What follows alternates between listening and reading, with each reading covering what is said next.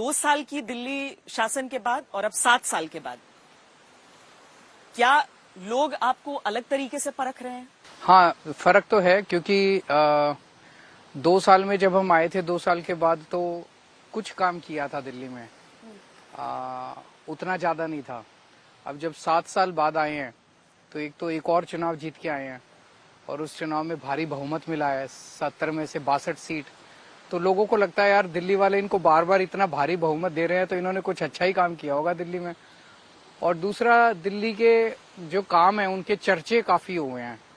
जैसे पंजाब में, गोवा में, उत्तराखंड में, जब कोने में भी जाते हैं कहीं रिमोट एरिया में भी, 3 बातों की चर्चा तो हर जगह हो रही है। जी, आपने दिल्ली में स्कूल बहुत अच्छे कर दिए, यहाँ भी कर देना। आपने दिल्ली में अस्पताल बहुत अच्छे कर दिए, यहाँ भी कर देना। आपने दिल्ली में बिजली 24 घंटे कर दी, फ्री कर दी, यहाँ भी कर देना। तो ये स्कूल, अस्पताल और बिजली, इसके चर्चे कोने कोने तक पहुंच गए हैं। पर आपको नहीं लगता है कि इसमें बहुत रिस्क इन्वॉल्व है? अगर आप कहते हैं कि ये दिल्ली के शासन को देखा सबने, तो इसका मतलब कि जो भी नतीजा आएगा उसको आपको अपनी छवि के मैंडेट के तौर पर भी देखना पड़ेगा। नहीं, ऐसा नहीं है। हमारे को लेके देश भर में आज एक इज्जत से लोग देखते हैं आम आदमी पार्टी को, प्यार करते हैं, लेकिन संगठन कमजोर है हमारा। नई पार्टी है, पूरे देश में संगठन नहीं है। चुनाव जो है वो संगठन पे बहुत बड़े स्तर पे मैटर करता है। तो जो भी आएगा नतीजा वो सर माथे पे, जनता जो भी नतीजा देगी, हमारा प्रयास जारी रहेगा। पर गोवा को लेकर आश्वस्त कितने हैं? आपने मुख्यमंत्री का चेहरा 3 राज्यों में दे दिया, कितने आश्वस्त हैं उस नाम के ऐलान? मुझे लगता है कि अच्छा रिजल्ट आना चाहिए। मैं अभी भी आ रहा हूँ, 3 रैलीज करके लौट रहा हूँ और मतलब जो क्राउड का बिहेवियर है, ऐसा मैंने नॉर्मली गोवा के अंदर इस तरह का वो देखा नहीं है, इस तरह का रिस्पांस क्राउड का। तो बहुत अच्छा रिस्पांस है।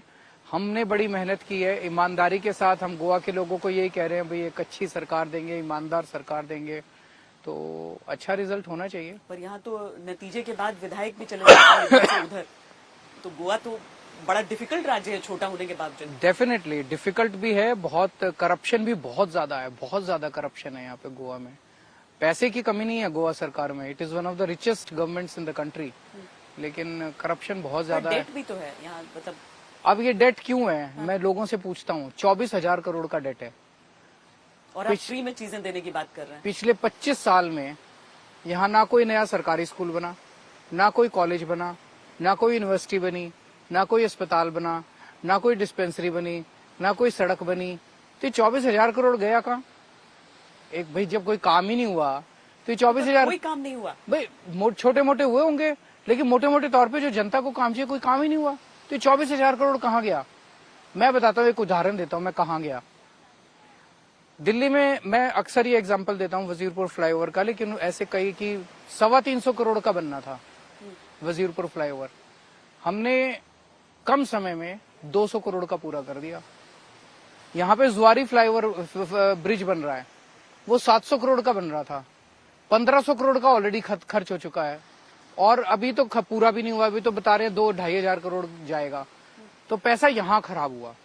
मतलब लोग पता नहीं नेता कितना पैसा खा गए, यहाँ पे कितना पैसा खा गए लोगों के स्विस बैंकों में, और पता नहीं कितनी प्रॉपर्टियां बना ली इन्होंने, हिसाब ही नहीं है किसी चीज का।